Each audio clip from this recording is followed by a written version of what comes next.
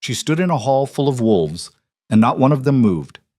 Alpha King Darius Thorn raised the blade in front of 1,000 witnesses, in front of the banners bearing her name, and cut her hair like she was livestock being marked for slaughter. The silver fell to the stone floor in silence, and Luna Selene Ravarin did not cry. She did not beg. She turned and walked out of that hall with her spine straighter than any crown he'd ever worn. Drop your city in the comments, because if you think this story ends with her broken, you haven't met the right kind of woman yet. Stay until the last second. You'll want to see what cold fury looks like when it finally catches fire. Part 1. The Night of the Silver Moon. Silver Moon Celebration. The Moon Palace had been dressed for celebration the way old empires dressed for war, with everything it had, all at once, with no thought given to what it might cost later. Every corridor burned with oil lamps set in black iron sconces. Every archway had been wrapped in pale cloth and silver branch, and the great hall's vaulted ceiling disappeared into a haze of smoke and candlelight that made the whole room feel less like a palace and more like the inside of something living. The fires had been burning since midday. By the time the guests arrived, the heat had soaked into the stone itself, and the hall breathed it back out in slow, thick waves that pressed against the back of the throat. 400 wolves filled those floors.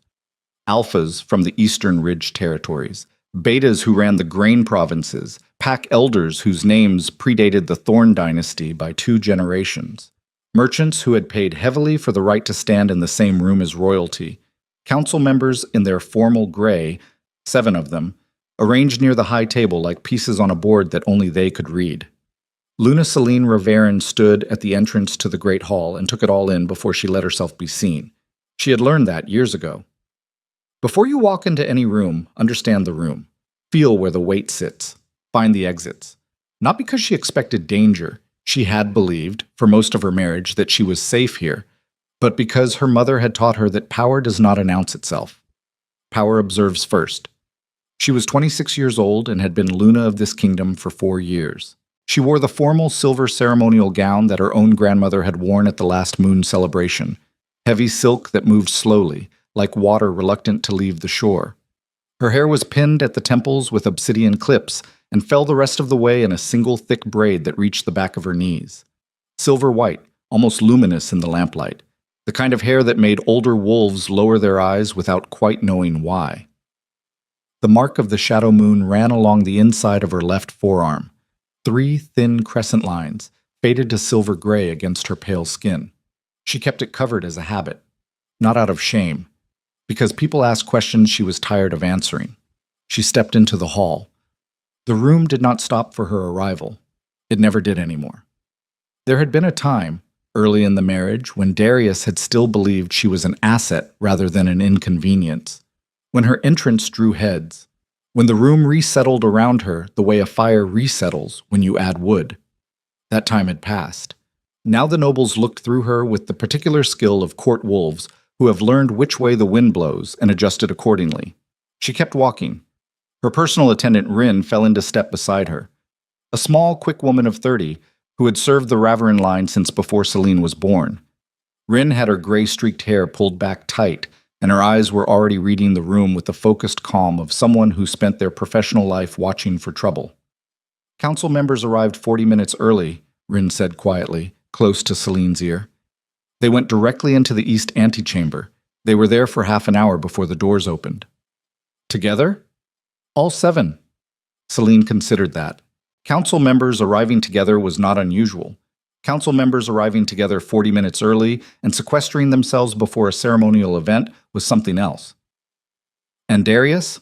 Rin's pause was a fraction too long. His Majesty arrived with Lady Morel. They entered through the private corridor. There it was.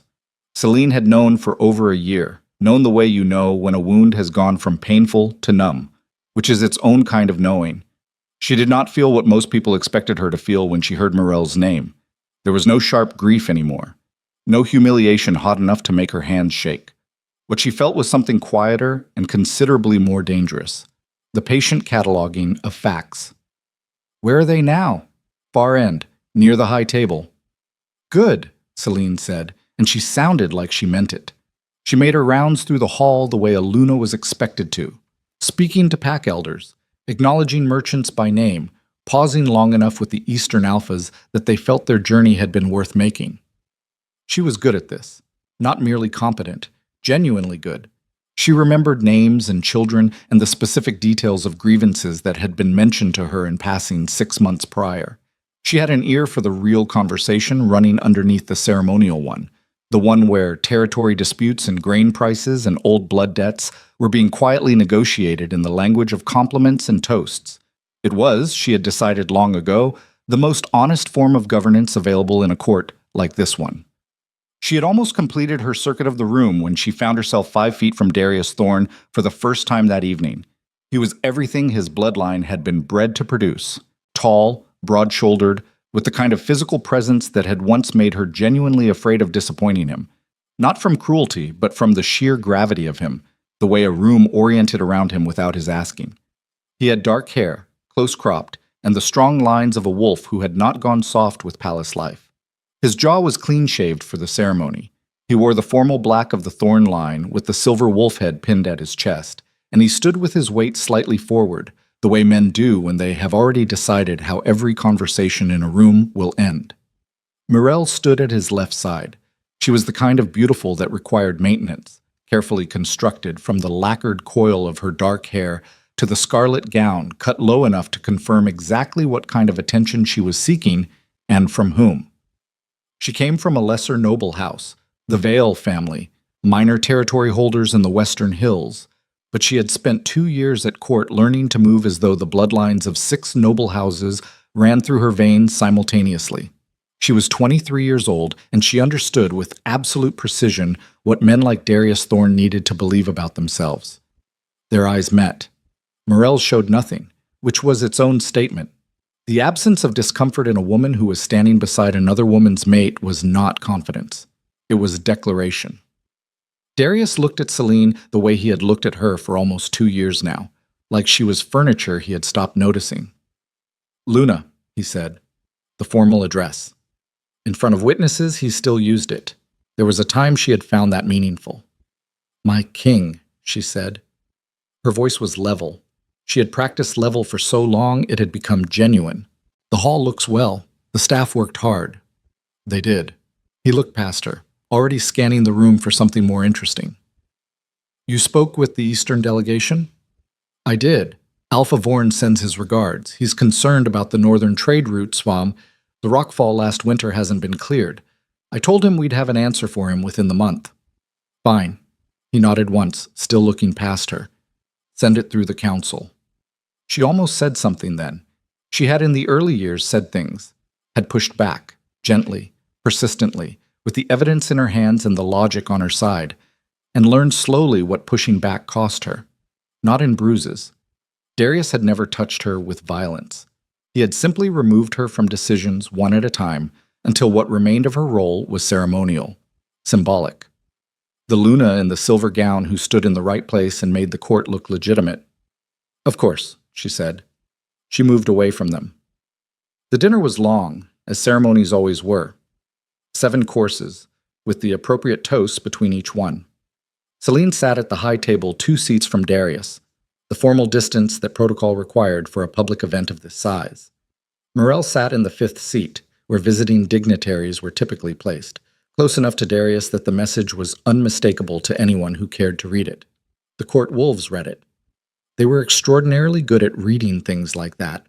Celine could see it in the careful way they did not look at her, the studied neutrality of people watching something uncomfortable unfold while maintaining the absolute social fiction that nothing was happening. She ate slowly. She spoke when spoken to. She kept her wine glass half full throughout dinner, the same as always, and she watched the council members across the table with the same unhurried attention she had been giving them for months. Elder Kane sat at the center of the council cluster, a thin, dry-faced man of 60 whose grandfather had served under Darius's grandfather. He had a habit of touching his ring finger when he was lying, and tonight he had touched it 4 times during the first course alone. Elder Mardith, on his left, was younger, sharper, the kind of political wolf who smiled too readily and listened with too much focus. He reminded Celine of a wound that hadn't healed clean, smooth on the surface, infected underneath. Something was moving between them. She could feel it the way she had always felt things, not with her eyes, but with that deeper sense she had learned not to name in public. The air at the council cluster was too still. They were performing patience. It was Elder Kane who caught her watching. He held her gaze for exactly 1 second, long enough to make it deliberate, and then looked away with a small, satisfied curl at the corner of his mouth that she did not like at all. She set down her fork. The toasts came between the 5th and 6th courses, as tradition required. The Alpha King rose first, cup raised, and spoke the formal blessing of the moon celebration in the old words. The same cadence that had been used for 100 years, honoring the bond between the wolves and the sky, the pack and the land. It was, whatever else Darius Thorne was, genuinely well delivered. He had the voice for ceremony, deep and unhurried, carrying across the whole hall without effort. The court raised their cups. Celine raised hers. Then came the thing that she had not planned for. It began with Morel leaning close to Darius, close enough that it crossed the line from proximity into possession, and saying something low that Celine could not hear. She saw Darius's jaw shift, saw the particular set of his shoulders that meant he was deciding something and had already decided it, was just working through the performance of deciding. She had spent 4 years reading that body. He turned and looked at Celine directly for the first time that evening, not past her, at her. She felt the room change, not in any dramatic way. The conversations continued, the servants moved between tables, the candles guttered and straightened.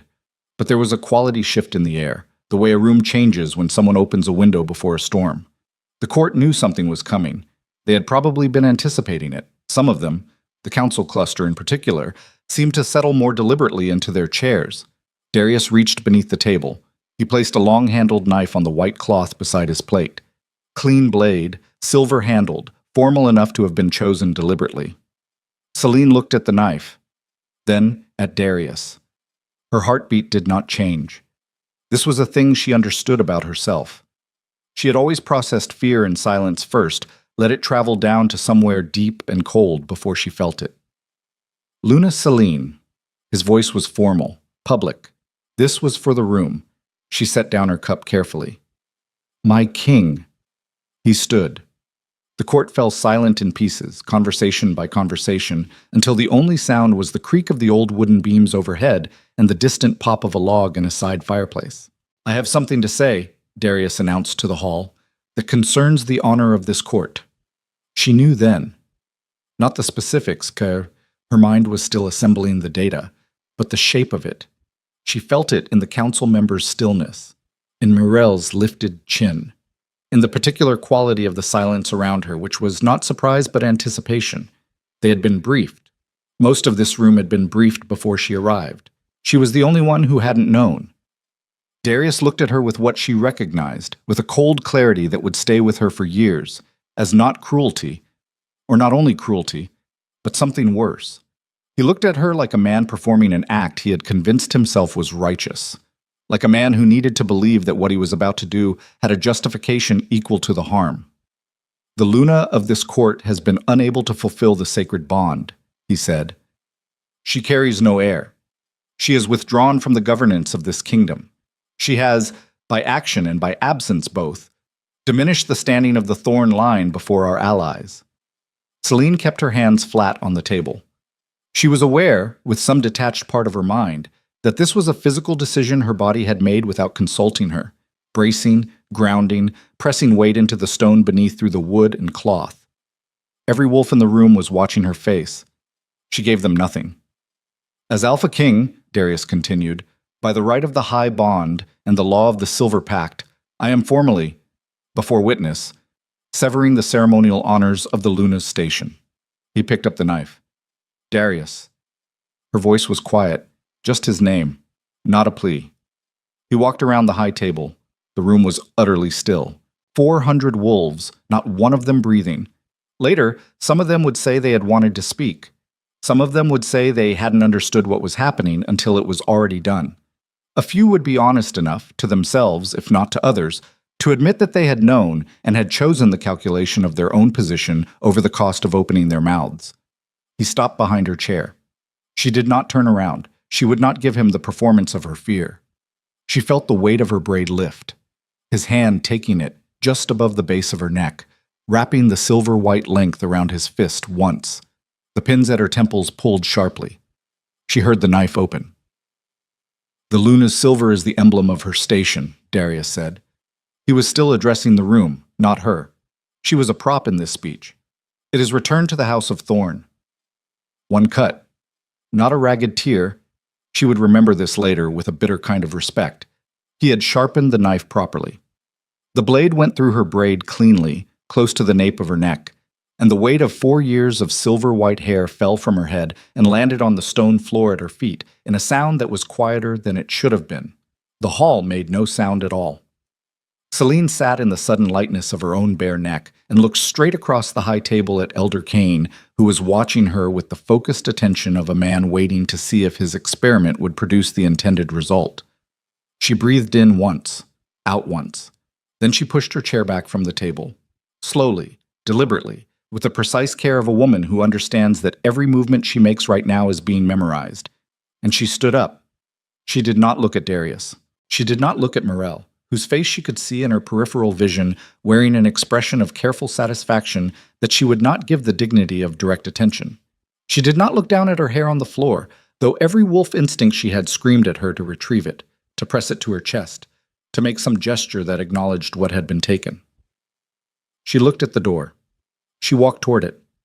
Her footsteps on the stone were even, not hurried. She kept her spine straight and her chin level, and she walked through 400 silent wolves who parted for her without her asking, moved out of her path by something they couldn't name, and she passed through the great hall doors and out into the corridor and kept walking. Behind her, she heard the doors close. Behind her, she heard nothing else. Rin found her in the eastern lower corridor, moving toward their private apartments, and fell into step without a word. Celine could feel Rin reading her from the side, the quick professional assessment of a woman who had been watching over the Rovarian line long enough to know the difference between grief and something that required a different kind of response. "Your neck is bleeding," Rin said. Celine reached up. The blade had caught the skin at the nape in one spot. Shallow, barely anything, but seeping. Her fingers came away with a thin line of red. "Get it later," she said. "Celine, I said get it later." Rin closed her mouth. They walked in silence for 3 more corridors. The palace was largely emptied into the great hall. The sounds of the distant resumption of the celebration had started up behind them, the music recommencing with an awkward haste that told her the staff had been instructed to move things along. And these lower halls were dim, half-lit, carrying the cold breath that always came up from the foundations at night. She stopped walking. "Where were you before dinner?" she asked. Rin looked at her carefully.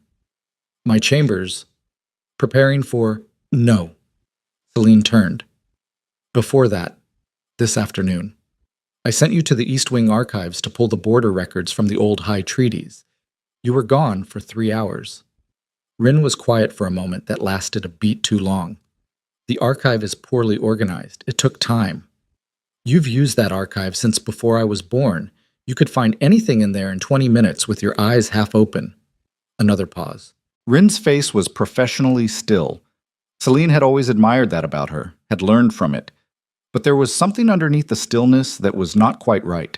Some small weight she was carrying that didn't belong to grief or loyalty. "What did they tell you?" Celine asked. Her voice was not accusing. She was genuinely asking. Rin looked at the floor. When she looked up, her expression had shifted into something that was its own form of answer. "That it would go better for everyone," Rin said slowly, "if there were no witnesses in the East Wing when certain things were moved." Celine stood with that for a moment. "What things?" "I don't know. I was told not to look." "By whom?" Rin's jaw tightened. The name she didn't say hung between them like smoke. "How long?" Celine asked. 6 months. Rin's voice was very quiet. "They approached me 6 months ago. They said you were going to be removed regardless, and that the kindest thing anyone could do was manage how it happened, that if I cooperated, you'd simply be sent back to the Ravaran territories and—" "Stop!" Celine held up one hand, not in anger. In the particular exhaustion of a woman processing information too large to process quickly. "I don't need the rest right now." Rin said, "I'm sorry." Celine looked at her. This woman who had braided her hair for the first time at age 8, who had taught her which berries grew on the northern slopes, who had stood at the back of her wedding and wept with what Celine had believed was happiness. She looked at her and felt something settle in her chest that was neither forgiveness nor its absence, something colder and more permanent. "Is anyone else still loyal to me in this palace?" Celine asked. Rin considered this with what appeared to be genuine effort. "Bryce, the third-floor watchguard. He's Ravaran-born. He'd cross the gate for you." She paused. "Possibly Fen from the lower kitchens." "Possibly." "Yes." Celine nodded once. "Then those are the only 2 people in this palace I need to speak to tonight." She turned and started walking again, different direction now. Rin kept pace. "Where are we going?" "You're not going anywhere with me," Celine said. Not cruelly, as simple fact. "Go back to the celebration. Tell anyone who asks that I've retired to my apartments. Tell them I was too overcome." "Celine, give them their story. It's what they want." She paused just once, without turning. "You did what you thought you had to. I understand it. But I can't use you anymore, Rin. Not because I hate you, because I can't afford you." She left Rin standing in the corridor and moved deeper into the palace's lower levels, where the floors changed from dressed stone to bare rock, and the oil lamps were spaced farther apart, and the air carried that deep cold that she had always associated with the foundation bones of the mountain the palace was built into. She was heading for the lower archives for a different reason than the one Rin had been sent there to prevent. She was heading there because 6 months ago, while cross-referencing the border treaty records that the council had been increasingly reluctant to let her access, she had found a notation in a margin, old ink, barely legible, that referenced something called the Shadow Moon Accord, a compact she had never heard of, between the Thorn Crown and a pack whose name had been partially inked over. She had filed it in the back of her memory and left it there the way you leave something valuable in a safe place while you gather what you need to retrieve it properly. She thought it might matter now. She thought many things might matter now that had seemed merely curious before.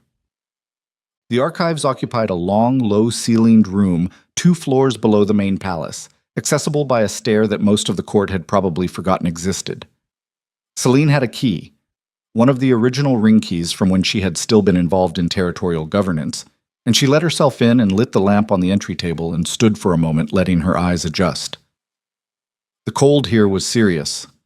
This deep in the foundation, the mountain did not warm. The stone walls had a mineral dampness that she could taste at the back of her throat, and the smell was old parchment and lamp oil and something underneath both that she had always found hard to name. The smell of accumulated time, maybe, of decisions made and recorded and stored in the dark. She moved to the back section, the oldest shelves, where the parchment rolls were kept in flat wooden cases rather than upright on shelves. She had to crouch to access the lowest cases, and she did it without thinking, moving along the shelf with her lamp held close, reading the notation tabs. She found the section she wanted, Original Territorial Compacts, Pre-Thorn Dynasty, and began pulling cases. She was on the 4th case when she smelled it. Smoke. Not the clean, distant smoke of the Great Hall fires. This was different. This was specific. This was smoke with a quality of intention to it, carrying heat she could feel against her face before she identified the source, and she turned toward the north wall of the archives, the wall that backed against the mountain's internal foundation. And she saw, in the hairline gaps between the lowest stone blocks, the faint rhythmic pulse of orange light. Below the foundation. Something was burning below the foundation. She stood with the parchment case in her hands, and the smell thickening around her, and she understood, with the absolute silence of a conclusion her mind had already reached and was simply now confirming, that the council members had not arrived 40 minutes early to discuss politics. They had arrived early to discuss timing. She set the case on the nearest flat surface and opened it. Unrolled the parchment inside with the lamp balanced close on the edge. The ink was faded to brown, and the script was old, the formal court dialect of 300 years prior, but she could read it. The Ravaran education system was one of the few things her bloodline had refused to let die out, and she had been reading old dialect since she was 12. The first section confirmed standard territorial boundaries. She skimmed it. The second section made her go very still. She read it twice, then a third time, mouthing the words in silence, making sure the translation was sitting right in her head. The Shadow Moon Accord, dated 160 years before her birth, recorded a compact between the Thorn Crown, not Darius's immediate predecessor, but 2 dynasties prior, and a pack identified in the text as the Vora, occupying territory in the northern region that the court's current maps labeled simply as Forbidden Lands. The compact acknowledged the Vora as the original sovereign holders of the northern territories, established in perpetuity their independence from the Thorn Crown, and recorded a separate line of debt. In exchange for the Vora's silence regarding the true origins of the Shadow Moon bloodline, the Ravaran family, the Thorn dynasty had agreed to provide material support and non-interference. She turned the parchment over. On the back, in different ink, newer, but still old, maybe 80 years prior, someone had written 4 words in the margin. The heir will remember. She stood in the archive with the smoke thickening around her ankles and her shorn neck cold in the underground air and the parchment in her hands, and she felt something move inside her chest that had nothing to do with grief and nothing to do with anger. It was older than either of those things. It sat in the marrow and the blood, and it breathed the way stone breathes, slowly, without hurry, with the patience of something that has been waiting for exactly this moment. The fires in the foundation below her were growing. She could hear them now. The deep structural groan of rock heating faster than it wanted to, the faint percussion of whatever fuel had been placed down there shifting and settling. She rolled the parchment tightly, tucked it inside her gown where it pressed flat against her ribs, and picked up her lamp. She did not run. She walked back up the stair with her breathing even and her mind working through what she needed and what she needed to leave behind, and the specific order in which the next hours had to move. And by the time she reached the main corridor level, she had a shape in her head that was not yet a plan, but was the skeleton of one, and skeletons were enough to start from. Somewhere above her, the Moon Palace celebration continued. The music, the wine, the court wolves performing their careful social geometry around the space where she had been standing. Somewhere below her, the fires burned. She found Bryce at his post on the 3rd-floor landing, a broad, quiet man of 35 with the northern coloring of the Ravaran territories and the kind of stillness that belonged to someone who had spent a long time waiting for something to require him. He looked at her when she came up the stair, at her bare neck, at her face. He didn't say anything about either. "I need the northern passage gate," she said. "The one through the old mountain route, not the main road." He looked at her steadily. "That gate hasn't been opened since before I started here." "I know. Can you open it?" A pause. Not uncertainty. She could read the difference. He was deciding. "Is it bad?" he asked. She thought about the fire beneath the foundation, about Rin in the corridor, about the council members arriving 40 minutes early with their bodies too still and their satisfaction too complete, about the parchment against her ribs and the 4 words in the margin. "Not yet," she said, "but it will be before morning." Bryce held her gaze for another moment. Then he reached to his belt and unhooked the outer ring of keys and began sorting through them. "I'll need 10 minutes, he said. "The gate mechanism is old, rusted maybe." 10 minutes, she agreed. She stood in the corridor while he moved. Above her, the celebration sounds had shifted. The music had taken on a slightly higher, more deliberate quality, the kind of thing that happened when the performers were given instruction to continue regardless. Someone, somewhere in the palace, was managing the atmosphere. She put her hand flat against the wall. Through the stone, very faint, she felt it. The tremor of something structural giving way. Not collapse? Not yet. A deep internal settling, the way a building feels when the thing holding it together is no longer the thing holding it together. The fires were moving. And in the great hall above, 400 wolves were toasting the health of a king who didn't know his palace was already burning from underneath. Celine pressed her back against the cold stone and closed her eyes for exactly 3 seconds. The length of time she allowed herself, had always allowed herself, for anything that required acknowledgement without indulgence, and she felt the cold thing that had awakened in her chest when the silver fell to the floor, and she felt it settle into something it had not been before. When she opened her eyes, the palace was still standing. When she opened her eyes, so was she. And somewhere in the northern territories, past the Forbidden Mountain Pass, past the lands the court maps had marked with the simple, deliberate blankness of things they had chosen to forget, something she had no name for yet turned its face toward the fire and waited. The gate was older than Bryce had warned her. He worked the mechanism by lamplight, a series of iron levers set into the mountain wall, corroded to a dark orange-brown that flaked off under his palms. And Celine stood at his back and listened to the palace above them. The celebration sounds had thinned, not stopped. Thinned, the way a fire thins before it either dies or finds new fuel. She was counting on new fuel. "It's going to make noise," Bryce said. His voice was low and flat, a man working through a problem without drama. "I know. Could bring a watch. Then we move fast after it opens." She watched his hands. "How much longer?"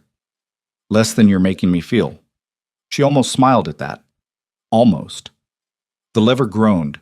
The inner mechanism, a system of counterweight she could hear but not see, buried in the mountain wall, shifted with a sound like a large animal turning over in sleep. Then a second groan, deeper, and the section of wall to their left moved inward an inch, 2 inches, stopped. Bryce put his shoulder to it. It opened. The air that came through was nothing like the palace air, cold and mineral and moving, carrying the smell of pine resin and high-altitude stone, the smell of country that hadn't been managed or cultivated or named in anyone's court record. It hit Celine in the face, and she breathed it in and felt something in her shoulders release that she hadn't known was wound tight. "You'll want a heavier coat," Bryce said. He was already pulling his off. "Keep it. Luna." "Bryce." She met his eyes. "If they find you helped me, you tell them I threatened you, that I had leverage, whatever keeps you breathing." He held the coat out, didn't move. She took it. It was too large across the shoulders, the wool rough and smelling of the man who wore it, and she pulled it on and felt the warmth of it as a practical fact rather than a comfort. She tucked the parchment tighter against her ribs. "The Vora Pack," she said. "If someone asks you in the next 3 days whether you've heard that name, you haven't." Bryce looked at her steadily. He was a quiet man who processed information the way old walls processed weather, absorbing it without showing damage until much later. "And if nobody asks, then I'll be back inside a week." She paused. "And I'll need something from the garrison supply room before I go. Trail pack, flint, the small blade they keep on the second shelf." "That blade's inventory locked." "Yes." Another pause.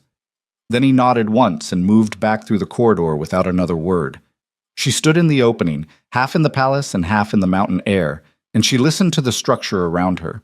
The deep tremor she had felt through the wall earlier was more pronounced now. Periodic. A rhythm she didn't like. When Bryce came back with the pack, she was still listening. "You hear that?" she asked. He stopped. Listened. His face shifted in a way she could read clearly. Not confusion. Recognition. The specific recognition of a man who had served in garrison long enough to know what a building sounds like when something foundational is wrong. "That's not the mountain settling," he said. "No." She shouldered the pack. "Get the staff out of the lower levels. Don't tell them why. Tell them there's a water issue in the foundation pipes. Tell them anything." "And the guests?" She looked at him. He understood. The guests were Darius's calculation to make, not hers. She had stopped being responsible for what this palace protected the moment the silver fell to the floor. She stepped through the gate. The mountain path was barely a path, more an argument between rock and gravity that had reached a temporary compromise. She followed it by the lamp for the first half-mile, and then killed the flame, because the moon was high and clear, and she had always been able to read landscape in low light better than most. Another Ravaran trait she had spent years minimizing in court circles. She stopped minimizing things now. The trail climbed northeast before it leveled, running along a natural shelf in the rock face with the valley far below her to the left. She could see the palace from here. From here it looked like what it was. A large old structure built into the side of a mountain by people who had confused grandeur with permanence. She could see the light wrong in the eastern lower windows. Not lamp wrong, fire wrong. The color was too orange, too varied, moving in a way that lamp fire didn't move. As she watched, the light in 2 more windows shifted to match. She turned and kept walking. The northern pass took 4 hours in the dark, and she arrived at the Vora territory marker at what she estimated was the 2nd hour before dawn. A stone marker she would have passed without noting it, except that her body knew it somehow, registered it the way you register a change in pressure, and she stopped and looked at it properly. It was a flat stone column, waist high, with 3 crescent lines cut into the face. Not decorative, not symbolic in the way court symbols were symbolic, chosen for aesthetic or political effect. This was older than that. This was the kind of marking people made when they needed the land itself to remember something. She touched the 3 lines with her fingertips. The mark on her inner forearm, which she had not looked at since leaving the palace, pulsed once, low and warm, like a coal that had been banked for years and had just felt wind. She kept walking. They came to her before she reached the settlement. She had known they would, had been aware for the last 20 minutes of movement paralleling her course through the tree line, careful and unhurried, the movement of wolves who had nothing to prove to the terrain they lived in. 3 of them materialized from the dark. Young, mid-20s, she estimated, all 3 in rough travel gear with the northern coloring of a pack that had been isolated long enough to deepen its specific traits. The tallest one carried a short axe loose in his right hand, not raised, which was a message she received correctly. "You're past the marker," he said. "I know," she said. "I came past it deliberately. Court wolves don't come north, not in 4 generations." "I'm aware." His eyes moved to her neck, the bare nape, the uneven edge where the braid had been cut. He read it the way wolves read things, quickly, without asking for elaboration. "Who did it?" he asked. "The Alpha King." Silence. The other 2 were watching her with the focused attention of people reassessing a situation in real time. "You're running," the tall one said. "I'm traveling." She kept her voice even. "I need to speak with whoever leads the Vora. Tonight, if possible. I have documentation that concerns both our bloodlines, and I believe we have less time than I'd like before it becomes urgent." He studied her for a long moment. Not hostile, assessing. There was a quality to his attention that reminded her, obscurely, of Bryce. The kind of steadiness that belongs to people who don't perform their thinking. "The matriarch doesn't see palace wolves," he said. "Tell her I carry the mark of the Shadow Moon Accord, and I'm asking to invoke it." She pulled back the sleeve of Bryce's coat and held her forearm toward him, the 3 crescent lines visible in the moonlight. "Tell her it's the heir. If she says no after that, I'll leave." He looked at the mark for a long time. Then he looked at her face. "Wait here," he said. The matriarch of the Vora was a woman of perhaps 65, though the North had a way of aging people that didn't follow the court's predictable calendar. She was broad through the shoulders, white-haired, and she wore no ceremonial anything, just a heavy wool garment and boots that had seen 10 winters at minimum. She sat across a fire from Celine in the main hall of the settlement longhouse, and she looked at the parchment without touching it for a full minute before she picked it up. She read slowly. Celine waited. The fire between them was practical, not decorated, not ceremonial. It was a fire for warmth in a cold place, and it asked nothing from either of them except that they not put anything foolish into it.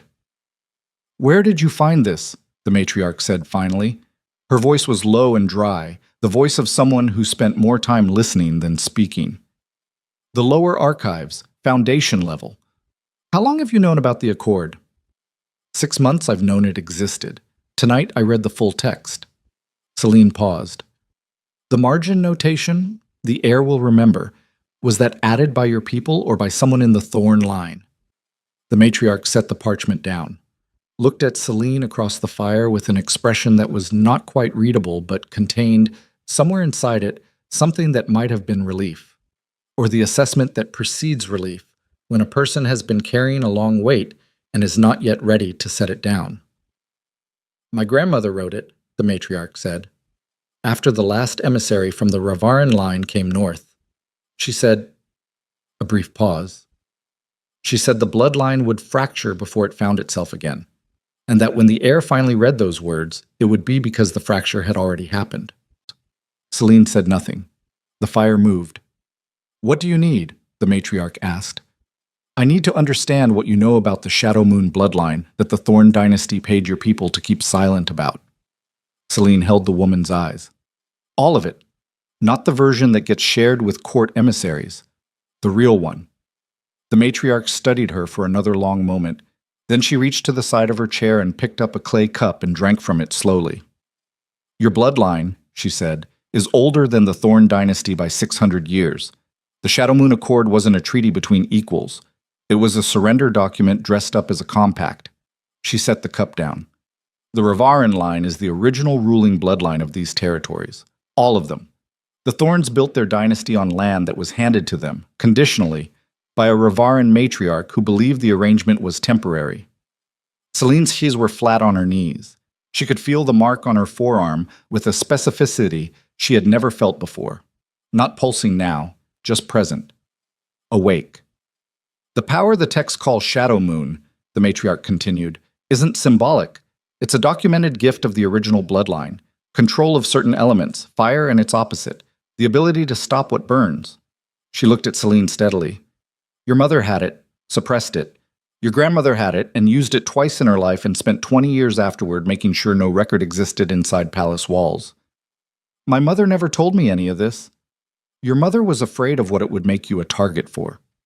The matriarch's voice was not unkind. With reason. The Thorn Crown has known for 3 generations that the Ravaran heir, fully awakened, holds more legitimate claim to these territories than any Alpha King they could produce. The fire cracked. A log settling. Outside the longhouse, somewhere in the settlement, Celine could hear the normal sounds of a pack before dawn. Low voices, a dog moving, the metallic sound of something being worked in a forge that apparently operated through the night. She picked up the parchment and rolled it carefully.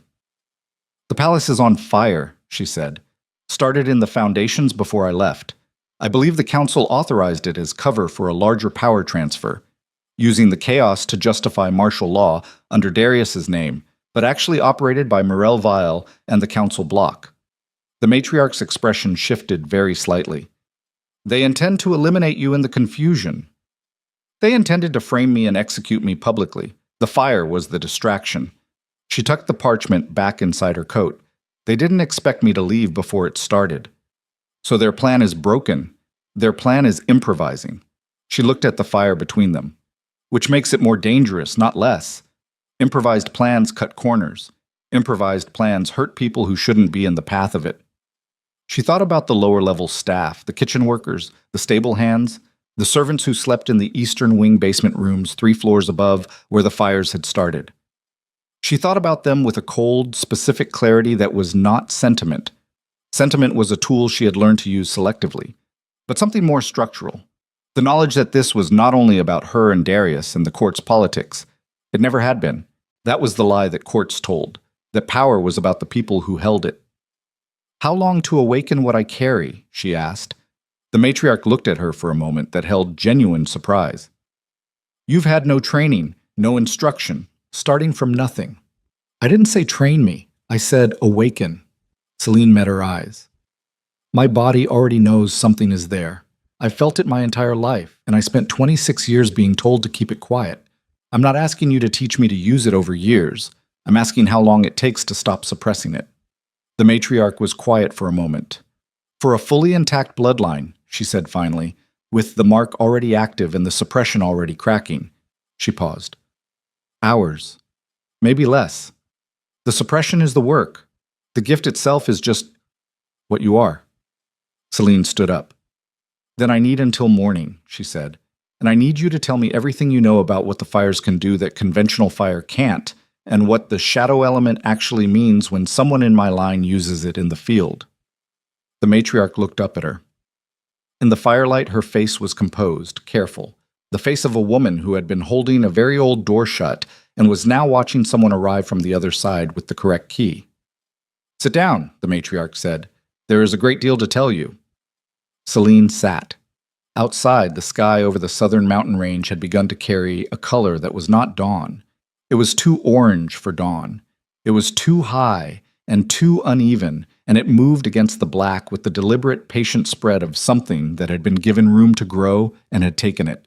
The Moon Palace was burning in earnest now, and somewhere inside it, in the great hall where the celebration had broken into panic, or in the private corridors where the council block was executing the next phase of whatever they had built tonight, Mirel Vale was discovering that the woman she had expected to be found in ashes had instead walked out into the dark under her own power and had not stopped walking. The matriarch began to speak. Celine listened with her eyes open, and her hands still, and the mark on her forearm burning with a heat that had nothing to do with the fire between them. She had been told her whole life that the coldest, most dangerous thing she carried was a liability. She was beginning to understand that the people who told her that had been very specifically afraid of exactly what she was. And fear, she was learning tonight, real fear, the kind that makes powerful people move their pieces in the dark, was its own form of map. She intended to follow it all the way back. The matriarch talked until the sky outside the longhouse shifted from black to the deep blue gray that precedes dawn by about an hour. Not the false dawn, the real one. The one that comes with cold and silence and the particular quality of light that makes everything look stripped down to its actual structure. Celine listened to all of it. She did not interrupt. She did not ask clarifying questions until the matriarch finished a section and paused to drink. She sat across the fire with her hands loose in her lap, and she took the information in the way she had always taken difficult information, completely, without the defensive processing of a person trying to reconcile it with what they already believed. She had learned young that the most dangerous thing you could do with new truth was filter it through old comfort. What the matriarch told her was this: the Shadow Moon gift did not operate through will in the way court wolves understood power. The conscious exertion, the alpha dominance, the visible performance of force, it operated through something older and less legible. It responded to necessity the way water responds to a gap in stone, not by deciding to flow, but by finding the path that already existed. You don't command it, the matriarch said. You stop refusing it. I've been refusing it my whole life. Your mother refused it harder. The old woman's voice held no judgment. She had more to lose and knew it sooner than you did. She never told me what I was. She told you by not telling you. That was its own kind of telling. Celine held that for a moment, turned it over, set it down. She spent the last hour before dawn outside the longhouse, alone, on a flat stretch of rock that overlooked the valley below and the southern range beyond it. The orange in the sky above the palace had deepened and spread during the hours she had been inside. It was no longer suggestive. It was declarative. The Moon Palace was burning with the confidence of a fire that had found good fuel and good structure and had decided to stay. She stood on the rock and she stopped refusing. It was not dramatic. It did not arrive in a surge or a breaking wave the way the old stories described power arriving. The stories that were written by people who had never carried something their whole life and simply set it down.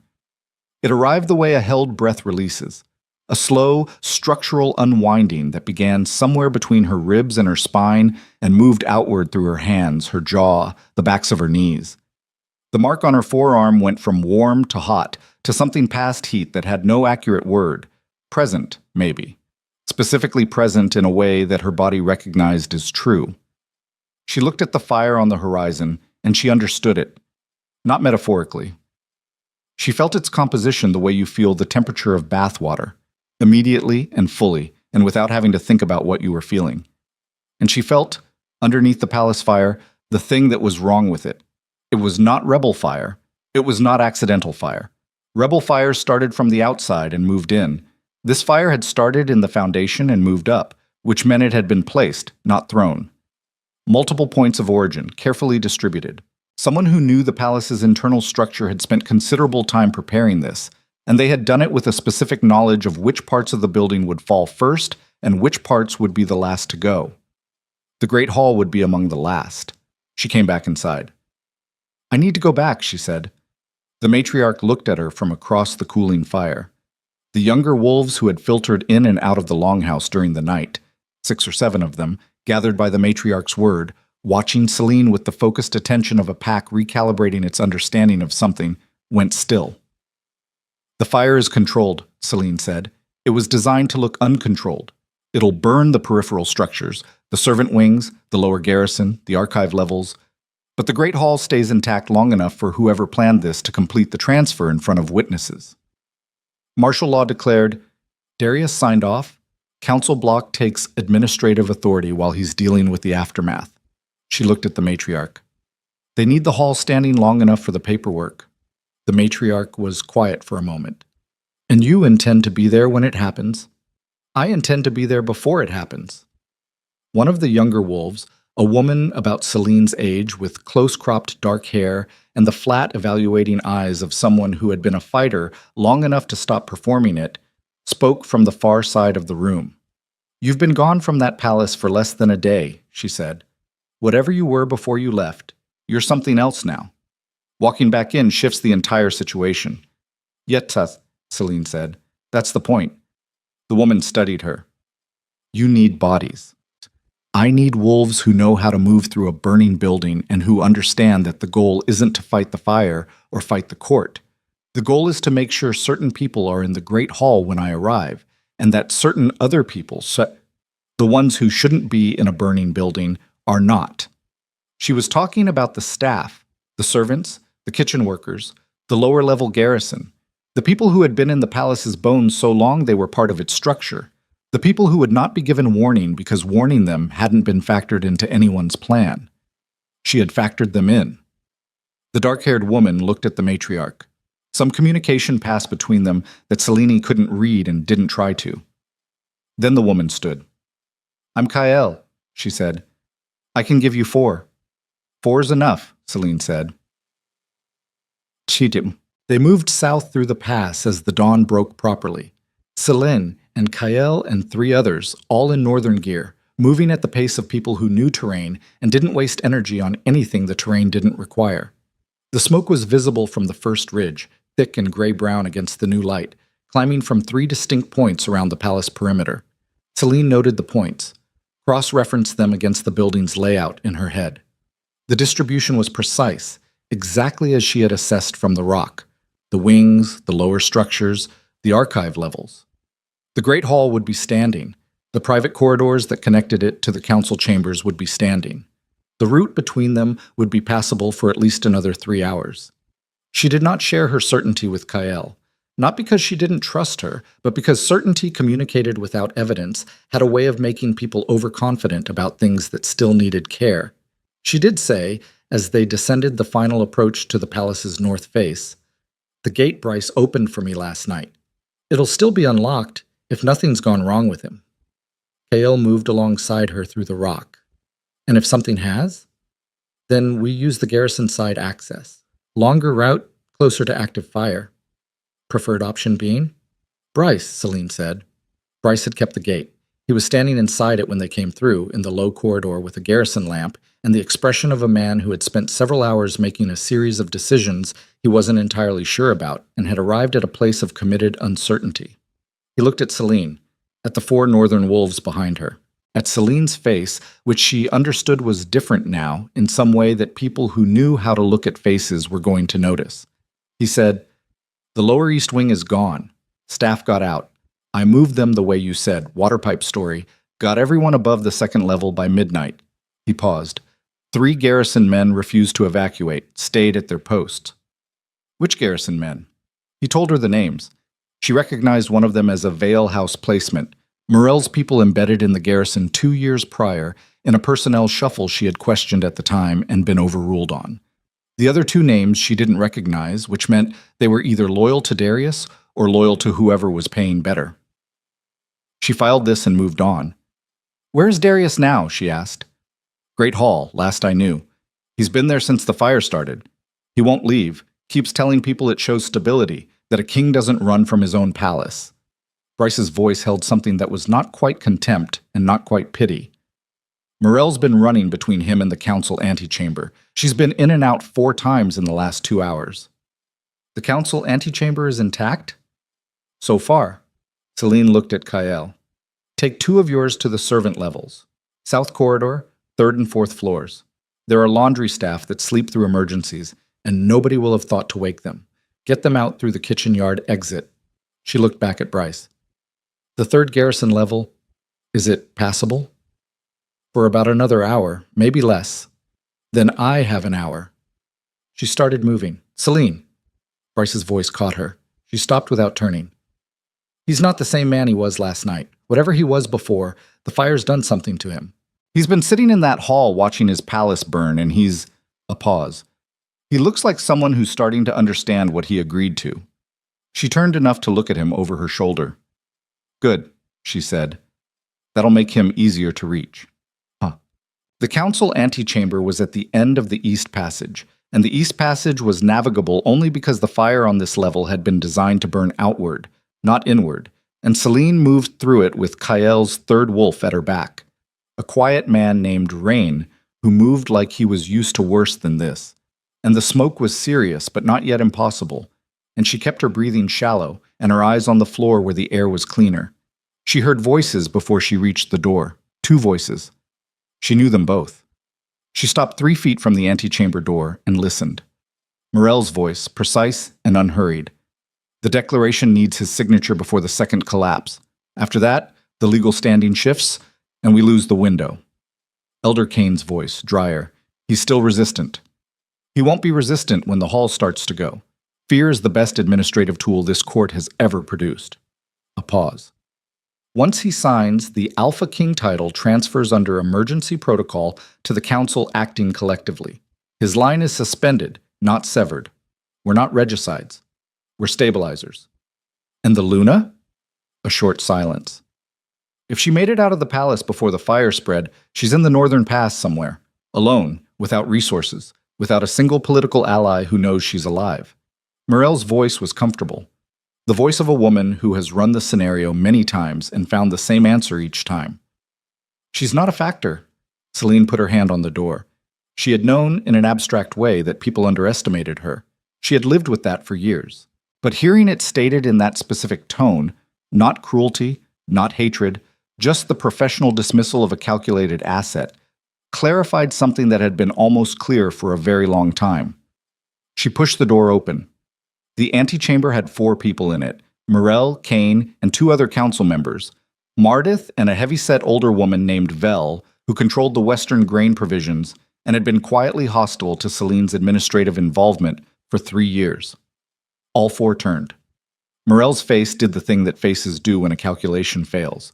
A fraction of a second of raw surprise, smoothed over so fast that someone watching casually might have missed it.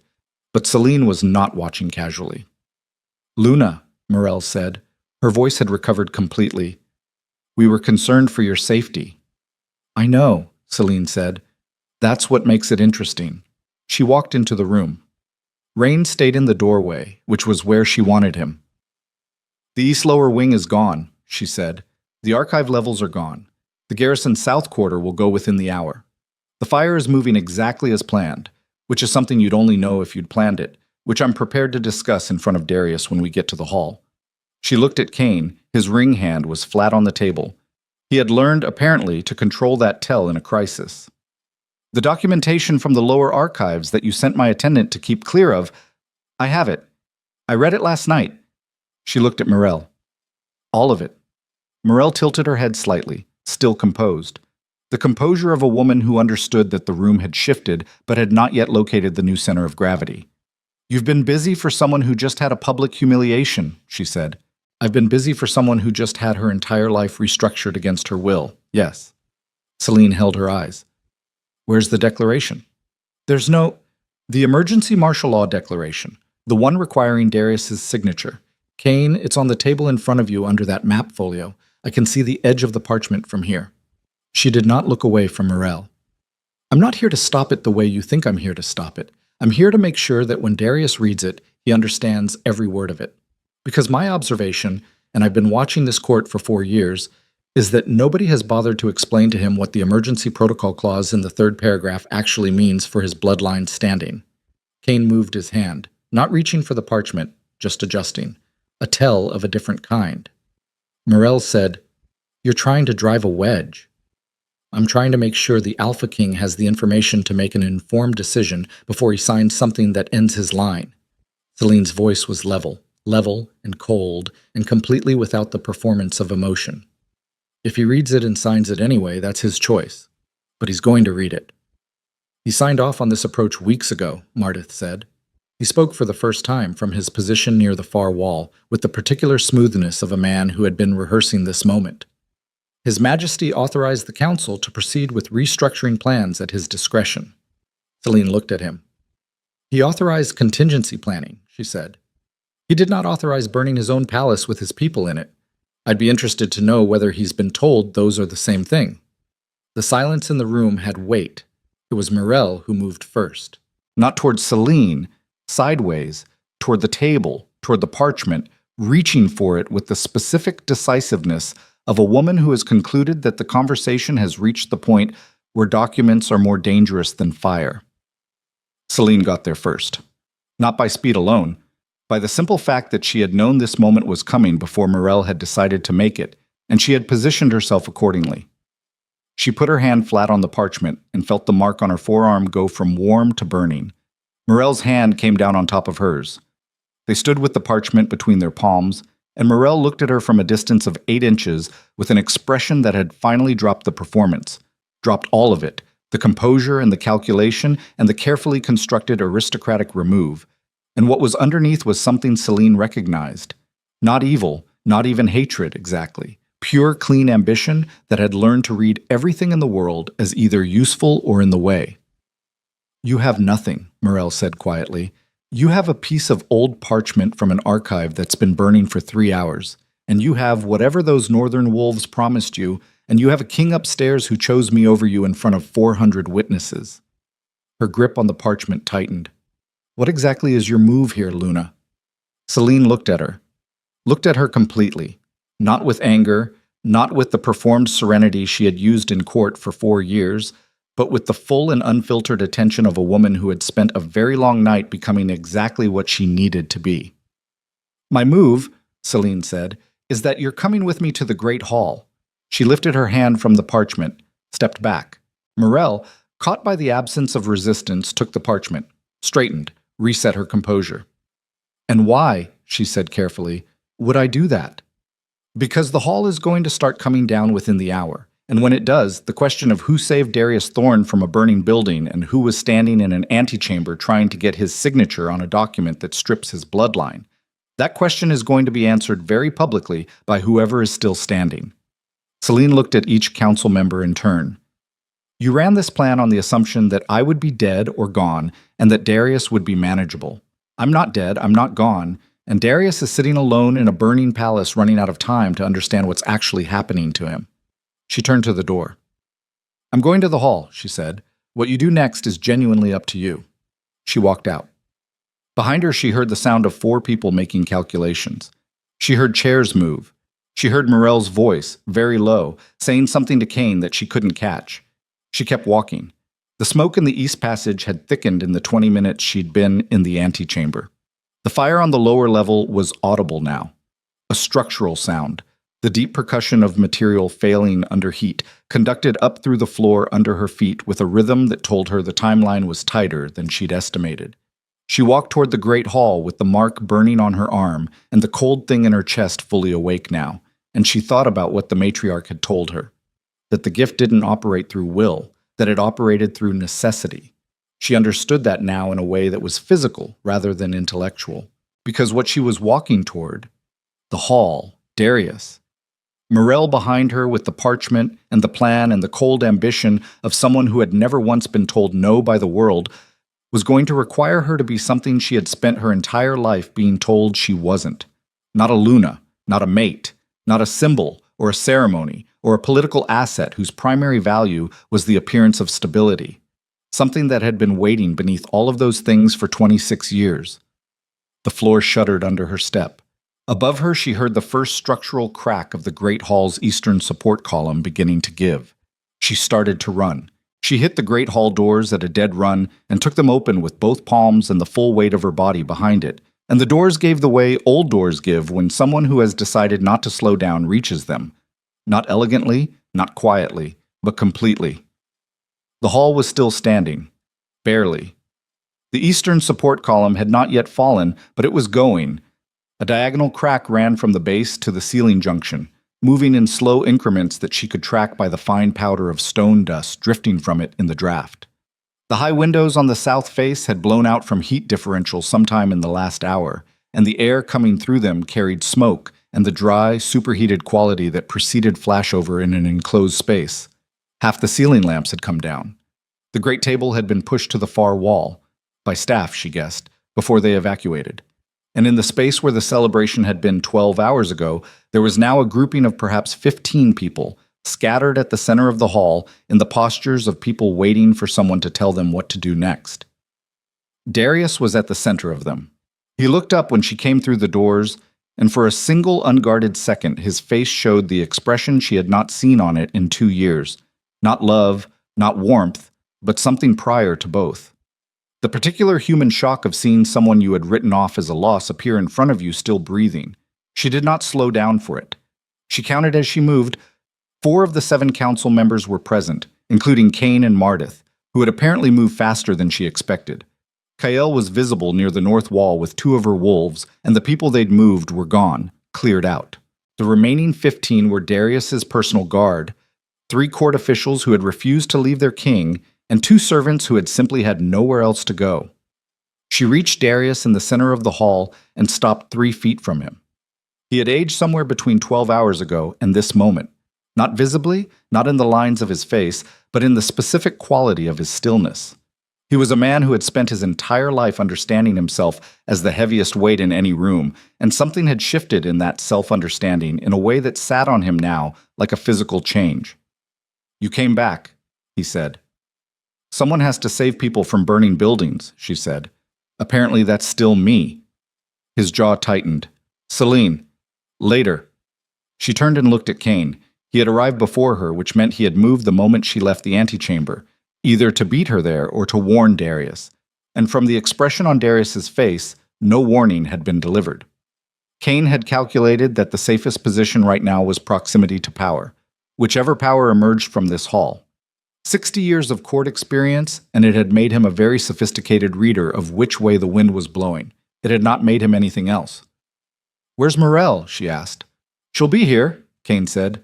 "She's managing certain things. She has the martial law declaration." She watched Darius process that, watched it move across his face, the information, its shape, its implications, and she watched him arrive at a place that was clearly not where he had started the evening. He had been standing in this hall for 6 hours, watching his palace burn and his people scatter and his careful court order dissolve into smoke and ash. And whatever Morel had told him about how this would go, the reality he was standing inside did not match it. "What declaration?" he said. His voice was different. She had spent 4 years learning every register of that voice, and this one she had rarely heard. Flat, focused, stripped of performance. "The emergency martial law declaration that suspends the Alpha King's administrative authority and transfers governance to the council acting collectively," she said. "Temporary measure for stability during the fire crisis. Except the emergency protocol clause in the 3rd paragraph defines temporary as however long the council determines the emergency to last, with no ceiling, and the mechanism for reinstating the Alpha King requires a council supermajority vote that the current bloc would never provide." The hall went very quiet. The cracking column continued its slow work. Stone dust fell. Darius looked at Cain. Cain stood with the stillness of a man who had committed to a plan and was now watching the plan meet the version of events that plans never account for, someone who knew the details. "Cain," Darius said. One word. The flat-focused voice, carrying the weight of a man who had spent his adult life learning how to make a single word contain everything necessary. Cain opened his mouth. The hall doors opened. Morel came through them with the parchment in her hand and 2 of the council's embedded garrison men at her back, and she read the room in the first half-second. Selene standing 3 feet from Darius, Darius's expression, Cain's stillness. And she arrived at a decision with a speed that Selene had to respect, because it was the speed of someone who had spent years preparing for the moment when the primary plan failed and the contingency had to run. "Darius." Her voice was direct, warm, and completely controlled. She moved toward him without acknowledging Selene's presence at all. "The north corridor is passable for another 20 minutes. We need to move." "He's not going anywhere," Selene said. Morel stopped, looked at her. The warmth did not leave her face, which was its own kind of answer. "Luna Selene," she said. "I'm genuinely glad you're alive. This isn't the time." "The time," Selene said, "is exactly now, because in 20 minutes the east column comes down and the evidentiary window on everything that happened tonight closes permanently. So we're doing this here, and we're doing it in front of everyone currently in this room." Darius said, "What is she talking about, Morel?" Not a question. She heard it. The flat voice again. The voice of a man who was asking because he needed the person he was asking to say it out loud, to either confirm or deny, to stop being managed and start being honest. Morel held the parchment at her side. She's frightened, and she's trying to— The fire started in the foundation at 6 points simultaneously, Celine said. I can map the ignition locations from the burn pattern on the north face. The ignition points correspond exactly to the 6 access shafts in the foundation level, which are accessible only from the interior, not from outside, not from a rebel approach. Whoever set those fires had prior access, knowledge of the internal architecture, and time to prepare. She looked around the room, at the council members, at the guard, at the 2 servants who were very still near the far wall. The Eastern Archive level, which I visited last night before the fire spread, contained an original document, the Shadow Moon Accord, that the Council has known about for 3 generations and has suppressed because its existence undermines the legal standing of the Thorn Dynasty's territorial claims. She looked at Darius. Your bloodline holds this territory on a conditional compact that the original line, my bloodline, has never formally surrendered. The Council has known this. They've known that the last living Rovaran heir, properly established, holds a claim that supersedes yours. She paused. That's why they wanted me dead. Not because of you, because of me. The silence in the hall had a physical texture. Even the columns seemed to pause. Darius stared at her. She watched his face move through things. Anger, denial, the reflex of a man who had spent years not looking at the thing she was describing, and then go still. He looked at Kane. Kane said nothing. He looked at Morel. Morel's composure was intact. It was extraordinary, really. She had the kind of internal architecture that could sustain itself under extraordinary pressure, and Celine had never not respected it. But underneath it, she could see the adjustment happening, the recalculation, the shift to contingency.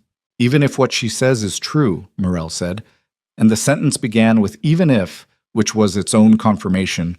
The immediate issue is that this hall is coming down, and we need to move the Alpha King to safety before a— Morel, Darius's voice, the single name, the way she had once used his. Morel looked at him. Did you set the fires? He asked. The question was so direct it seemed to change the air in the room, not the tone, the actual air. The guards shifted weight. The court officials exchanged a look that was the look of people who had been watching a situation develop and were now watching it arrive. Morel held his gaze for a long moment. Then she said, I authorized a controlled burn of the non-essential structures to create the conditions for an emergency governance transfer that would stabilize— Stop.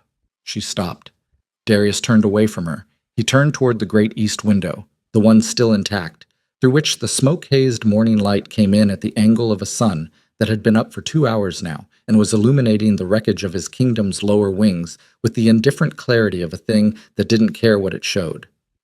Celine watched him stand there. Watched the back of him, the set of the shoulders, the specific stillness of a very large, very strong man who is processing something that cannot be managed by force. She had watched him stand like that once before.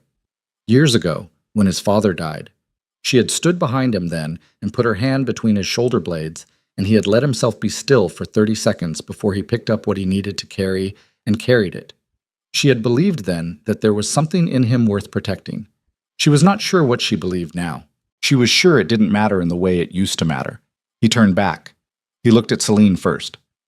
The document, he said. The accord. You have it. Yes. And the Northern Pack, the Vora, they'll corroborate. Yes. He nodded once. Then he looked at Kane. Detain him. The guard moved before Kane could speak. It was a measure of how far the night had stripped the court's hierarchy down to its bones that the guard obeyed without pause. They were Darius's personal wolves, not the council's, and they had been standing in this burning hall for 6 hours watching their Alpha King's palace turn to ash, and when he gave them a direct order, their bodies answered it without consulting anything else. Kane sat down hard in the chair behind him and did not resist. Mardith, on the other side of the room, took 2 steps toward the doors and stopped when one of Kael's wolves moved to intercept him. He stopped, assessed, stayed. Morel had not moved. She stood with the parchment at her side and her composure intact, and she looked at Darius with an expression that had finally resolved into something genuine. Not love, not performance, but the specific stripped-down look of a person standing at the exact end of a thing they had built and understanding that it is ending. Then she moved. Not toward the door. Toward Darius. 3 quick steps, the parchment raised in her left hand, and her right hand going to the short blade at her belt that no one had thought to check because no one had expected this specific decision. Celine was already moving. Later she could not have said whether it was the mark or simply the 4 years of watching Mirelle Vial operate in this court and learning, without ever putting it into language, the exact shape of the choice Mirelle would make when everything else ran out. The body knows things the mind takes time to catch up to. The body had known this was coming since the antechamber. She hit Mirelle from the side. Not cleanly. It was not a practiced fighter's move because she was not a practiced fighter, but it was fast and it was committed, and it drove Mirelle into the stone floor on her right side with a collision that knocked the blade loose and sent the parchment spinning 3 feet across the floor. Celine came down with her, got a knee into the floor, felt the stone impact travel up her leg and into her hip in a sharp burst that she processed and set aside. Mirelle fought. She was not soft. Celine had known she wouldn't be, had understood from years of proximity that the construction of Mirella's court persona required a particular kind of will underneath it that would not simply go still when the plan failed. She got an elbow into Celine's ribs once, hard enough that Celine felt the breath go out of her and had to work to get it back. She got a handful of Celine's already short hair and pulled, which accomplished less than she intended. Celine put her forearm across Mirelle's chest and pressed her weight into it, and looked down at her from 8 inches away. Mirelle went still, not because she had been overpowered, though she had been, because of what she saw in Celine's face. Celine could not have said exactly what was there, but she had some awareness of it. Not anger, not triumph, not the hot satisfaction of a woman winning a physical contest. Something colder and more final. The look of a person who has moved entirely past the version of themselves that could be hurt by this particular woman. Mirelle's grip on her hair loosened, released. The hall shuddered. The east column did not fall. Not yet. But the crack had moved 4 inches in the last 30 seconds, and the sound it made was no longer intermittent. It was continuous now. A low structural groan that resonated in the stone under their hands and knees and traveled up through the walls. Celine looked up from the floor. Darius was standing exactly where he had been standing, with the parchment at his feet where it had landed, and he was looking at her. Not at Mirelle, not at the column, not at the guards holding Cain, at her, with the expression she remembered from the night his father died. The stripped-down face. The face under all the other faces. She stood up. She picked up the parchment. She straightened it against her palm and looked at it once. The emergency declaration, the 3rd paragraph clause. The neat formal script of a document that had been prepared with great care by people who had believed they controlled every variable in the room. She held it out to Darius. He took it. He read it. She watched his eyes move down the page. She watched them stop at the 3rd paragraph. She watched him reread it. The whole-body stillness of a man reading his own diminishment in formal script, understanding it fully for the first time. He looked up. His eyes were the color of old ironwood, and they were very clear. "If I had signed this," he said, "you would have signed away your bloodline standing and spent the rest of your reign as a ceremonial figure while the council ran the kingdom." She held his gaze. "Which was the plan, and you would have let it happen because someone you trusted told you it was the right move, and you chose to believe it because believing it was easier than seeing what was actually in front of you." The words landed. She watched them land. She watched him stand there inside them without flinching, which was the only honest thing he had done in front of her in 2 years. The column cracked again, louder. The stone dust falling from the ceiling junction was no longer a drift. It was a pour. Cale appeared at Celine's left shoulder from across the room, low and fast. "We have about 4 minutes before that comes down," she said quietly. "Maybe 3. Celine did not look away from Darius. "You need to call your alliance pacts," she said. "Right now. Every alpha you have a standing compact with, you call them and you tell them what happened tonight, before Cain or anyone in that council block gets a message out first. You tell them a fire was set in the Moon Palace Foundation by individuals within the court, and you need witnesses for the accountability process. You do not let the story get written by the people who burned the building." Darius looked at her. "And you?" he said. "I'm going to keep this building from killing anyone else," she said. She looked at the column. She looked at it the way she had looked at the fire on the southern horizon from the Vora's rock shelf, with the full attention of a thing that has stopped pretending it doesn't know what it is. The mark on her forearm was not hot now. It was beyond hot. It was alive in the way that fire is alive, in the way that the thing opposite fire is alive. And she felt it moving from her arm into her chest, into her hands, into the specific and terrible knowledge of what the fires below her were doing to the structure above her. "Stop what burns," the matriarch had said. "Not extinguish it. Stop it." She walked toward the column. Behind her she heard Darius begin to speak, the controlled, carrying voice of a king who had remembered, in the worst night of his life, what his voice was for. She heard him issuing orders. She heard the room respond. She stopped in front of the column. She put both palms against the crack. The stone was furnace hot. She felt it in her palms and up through her wrists, and she held it, held the contact, held herself inside the pain of it without moving away, and she reached down through the stone the way the matriarch had described. Not through will, not through decision, but through the simple and devastating act of stopping all resistance to what she already was. The fire in the foundation below her had a shape. She could feel it. 6 points, spreading toward each other, trying to meet in the center of the structure where the main support pillar met the foundation bed. If they met, the hall came down. She spread her hands wider on the stone, and at the exact moment that she felt the 6 fire points reaching for each other, at the exact moment the structure above her began its final irrevocable lurch toward collapse, the thing she had been carrying inside her chest since she was born and had never once been allowed to name moved out through her hands and into the stone, and the foundation fires met not each other but something cold and final and absolute, and the hall held. The column cracked to the ceiling and did not fall. The stone dust settled. The groaning stopped. Celine stood with her palms against the stone and her breath coming in hard and ragged and her arms shaking from the contact with the heat, and she felt the fires below her, still burning, still hot, but stopped, contained, halted at the edge of the meeting point like water halted by a wall. She peeled her hands from the stone. Her palms were burned. Not severely. She would be able to use them, but the skin was dark pink at the center, and she could feel the pulse of her heartbeat in each one. She turned around. The hall was still standing. Everyone in it was looking at her. Darius was looking at her. Not the way he had looked at her across the high table last night, the dismissive, past her gaze of a man who has already made his decisions. He looked at her the way the Vora wolves had looked at her when she held out her arm in the dark pass. The look of people recalculating the nature of a thing they had categorized incorrectly. She held her burned palms at her sides and looked back at him, and felt the mark on her forearm settled and quiet and certain in a way it had never been. On the floor to his left, Mirelle Vael sat against the hall wall with her wrists held by 2 of the Vora wolves, and her composure finally, irrevocably, entirely gone. She was looking at Celine with an expression that was almost impossible to read, too many things in it, moving too fast to name. Kane sat in his chair. He was not looking at anyone. And outside, through the blown-out south windows, the morning light came in clean and yellow over a kingdom that was still breathing, and somewhere in the distance, the first sounds of approaching pack movement, hoofbeats, voices.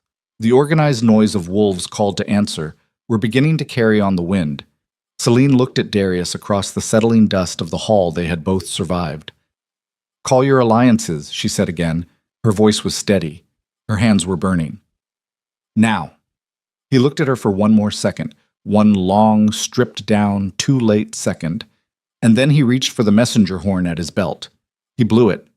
The sound went out through the broken windows and over the ruined lower wings and across the valley and into the cold morning air, and it carried with it the acknowledgement of a king who had finally, at the worst possible cost, understood what he had destroyed. And Celine stood in the hall with her burned hands and her bare neck and the parchment of the Shadow Moon Accord against her ribs, and she did not allow herself anything. Not relief, not grief, not the particular exhaustion of a woman who had been awake for 24 hours carrying the weight of an entire kingdom's survival on top of her own. Not yet. There was still Morel's accounting to be done. Still the council to face. Still 400 witnesses who had watched Aluna walk out of a hall with her hair on the floor and needed to see what came next. Still, everything that needed to happen before this could be over. She picked up the declaration parchment from where it had fallen, folded it once, and tucked it inside her coat. She would need it. The Alliance packs arrived by mid-morning. 6 of them. Not the full count. 2 of the Eastern Ridge Alphas would not make it until the following day. But 6 was enough. They came through the valley road and up the main approach, and they saw the smoke first, and then the ruined lower wings, and then the great hall standing intact against the mountain, and they made their own assessments from the saddle before anyone spoke a word to them. Selene stood at the hall entrance when they arrived. Not Darius. She had made that calculation deliberately, not to diminish him, but because the story that got told in the next 12 hours was going to determine the shape of everything that followed, and the story needed a fixed point that was not in question. The lead alpha from the Northern River Territories pulled his horse up at the entrance steps. He was a broad man of 50, gray at the temples, with the patient eyes of someone who had survived enough political weather to stop being surprised by it. He looked at Selene, at her bare neck, at her burned hands, which she had not bandaged yet. "Luna," he said. "Alpha Vorn." She met his eyes. "Thank you for coming." He looked at the ruined wings again. "What happened here?" "A great deal," she said. "Come inside. I'll tell you all of it, and I'll tell it once. Come." She told it in the great hall with the morning light coming through the blown-out windows and the smell of cold smoke still present in the stone. She stood at the center of the room, and she spoke with the flat, unhurried precision of a woman who had organized the facts into their correct order and intended to deliver them that way. No drama, no performance, just the sequence of events, the evidence, the documentation. She laid the Shadow Moon Accord on the table. She laid the emergency declaration beside it. She described the Foundation fire and its 6 ignition points. She named the council members and their roles, and she named Morel Vial and her role, and she named Darius's part in it. Not the fire, not the conspiracy, but the conditions he had allowed to develop over 2 years that had made the conspiracy possible. She said that last part looking at him directly. He sat at the far end of the table and he held her gaze, and he did not offer any version of events that contradicted hers. That, she would think later, was the first genuinely honorable thing she had seen him do. The Alliance Alphas asked questions. She answered them. Kyle and the Vora wolves corroborated what they had seen and done. Bryce was brought in to account for the Foundation-level evacuation. By the time it was done, the morning had moved into afternoon, and the hall had filled with the particular quality of silence that descends after a large truth has been delivered, and everyone in the room is doing the work of incorporating it. Elder Kane had been held in the council antechamber with 2 of the remaining loyal guard. He was brought before the assembled alphas in the afternoon. He stood in front of them in his formal gray, and he was still, genuinely still, the stillness of a man who has finished calculating and has nothing left to calculate. He said, "I acted in what I believed were the interests of the kingdom's stability." Alpha Vorn said, "You burned the kingdom's foundation." Kane said nothing further. Mardith, brought in after him, attempted a version of events that reframed the conspiracy as a coordinated response to a failing administration, which was the version that had clearly been prepared for exactly this scenario. He was detailed and coherent, and it took Selene approximately 45 seconds to dismantle it using the third paragraph clause in the declaration and the personnel records of the garrison placements that Morel's house had made over 2 years. She did it without anger. Anger would have made it look like a personal grievance. She did it with the careful, methodical precision of someone presenting arithmetic. The conclusion was not hers. It belonged to the facts. Mardith went quiet. The judgment of the assembled alphas took less time than Selene expected. The law of the Silver Pact on which the Thorn dynasty had built its authority was ancient and specific on the subject of internal conspiracy. It predated every administration that had used it, and it was not sympathetic to innovation. The council members were found in violation of their compact to the crown. The 2 garrison men who had set the ignition points were found as accessories. The sentence for treason in the Silver Pact was death or permanent exile beyond the borderlands with name erasure from Pact history at the discretion of the sitting authority. Selene asked for the room. The alphas looked at each other, then at her. Then they left. Darius stayed. They stood in the hall alone, the first time they had been alone since before the celebration, with the afternoon light coming long through the windows and the cold smell of ash and stone around them. And Selene looked at the people in front of her who had decided her life was theirs to manage. Mardith and the 2 garrison men received exile. She told them this without preamble. The garrison men looked at the floor. Mardith opened his mouth. "Don't," she said. He closed it. They were taken out. Kane remained. He was the oldest and he was the architect, the one who had built the structure that Morel had simply moved into and operated with precision. She looked at him for a long moment. He looked back. There was nothing performed in either of them at this point. Too much had burned away for performance. "You knew about the accord," she said. "Yes." "For how long?" "My father told me when I took the council seat. His father told him." A pause. "It was understood to be managed information, something that required management. And the Reveran heir, me, was I always the problem or did I become one?" Kane considered this with what appeared to be genuine thought. "You became one when it was clear you intended to actually govern," he said. "A ceremonial Luna was manageable. A Luna who pulled border treaty records and cross-referenced garrison placements and asked questions about Foundation access in the lower archives." He stopped. "You were supposed to be decorative." She held that for a moment, turned it over once, set it down.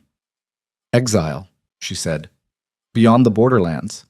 Your name struck from the pack records within the month." He nodded once, as though he had known this was the answer before she said it. He was taken out. Morel was last.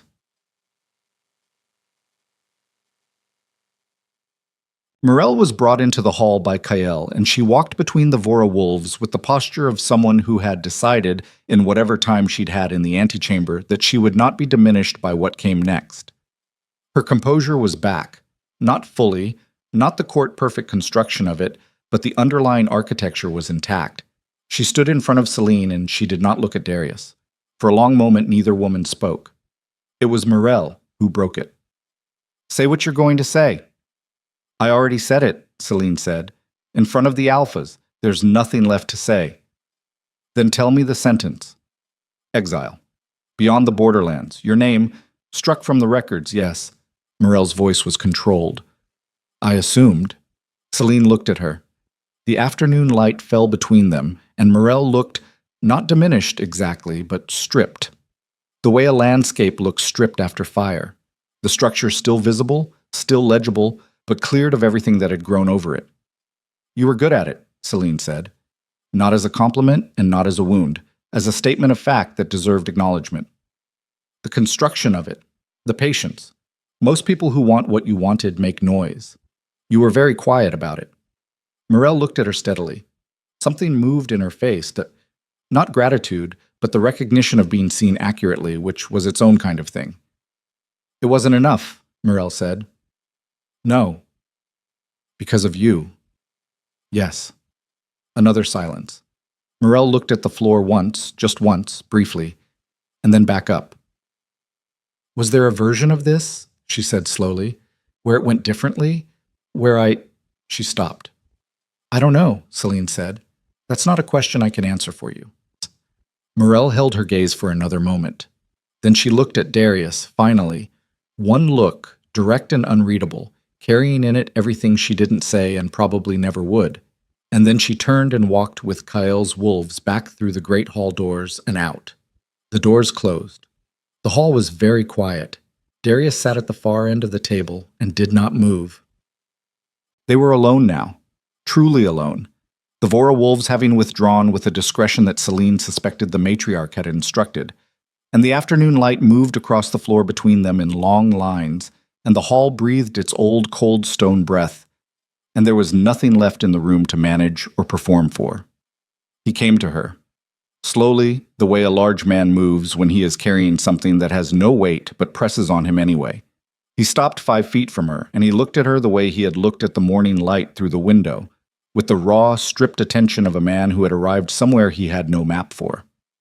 "I'm not going to ask for forgiveness," he said. "Good," she said. "I'm not in the business of dispensing it. I need to tell you, Darius." His name, in her mouth, was not a weapon. It was not a comfort either. It was just what it was. The name of a man she had known and married and lost and survived. "I know what you need to tell me. I've known it for 2 years. You don't have to perform the understanding for me. I can see it." He stood with that for a moment. His jaw worked once. He looked at her burned hands. Your hands, he said.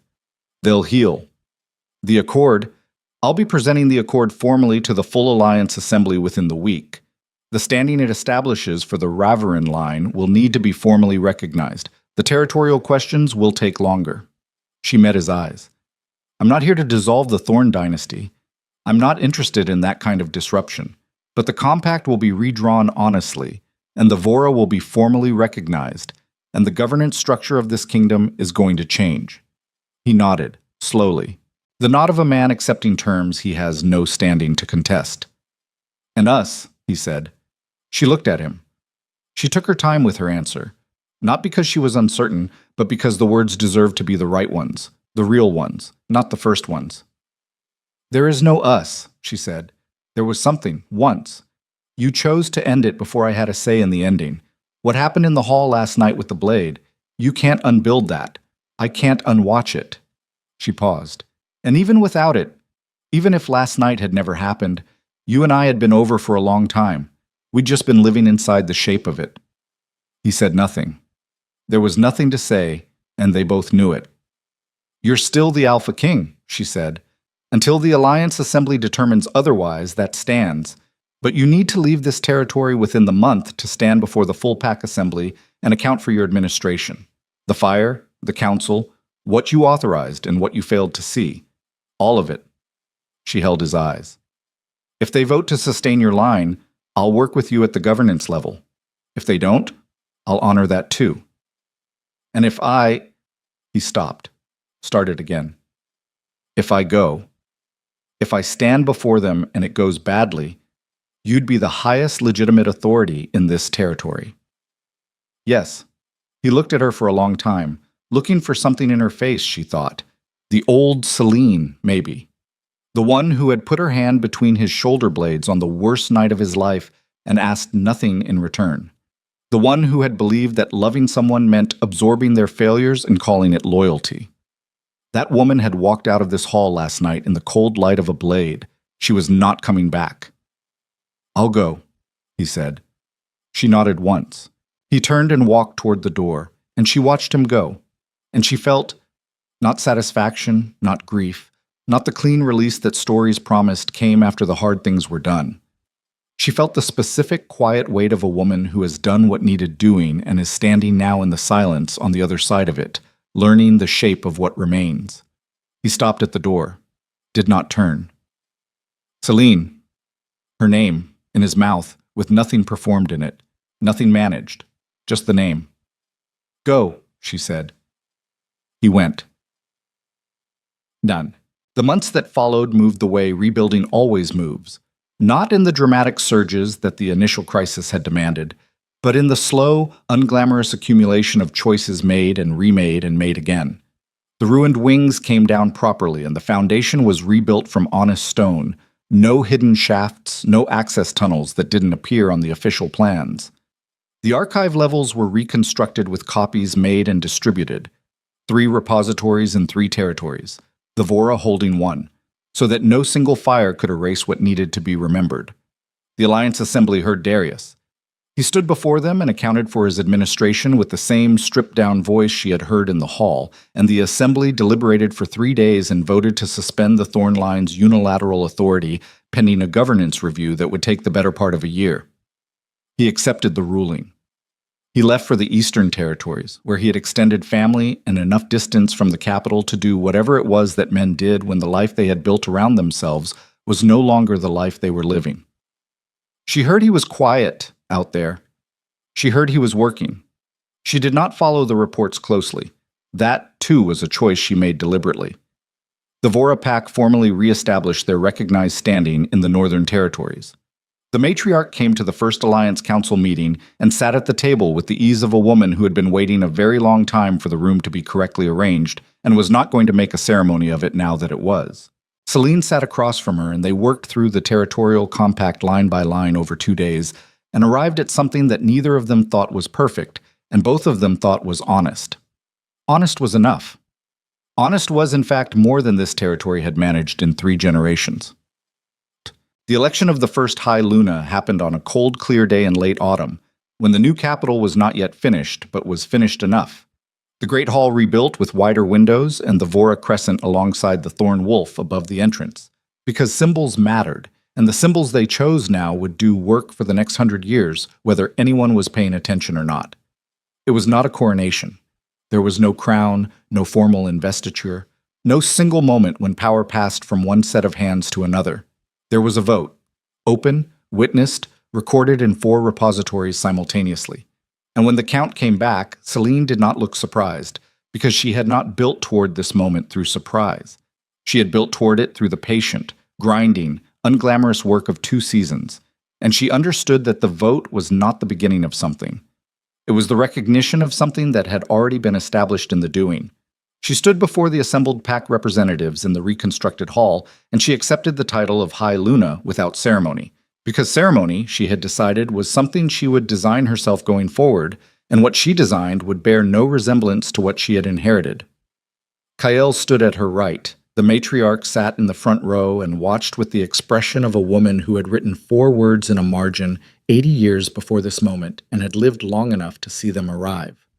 After it was done, after the assembly broke into the particular noise of people who have made a collective decision and are beginning to feel the weight of what it means, Celine walked out of the hall alone, not in grief, not in exhaustion, deliberately. She needed a minute that belonged to no one else.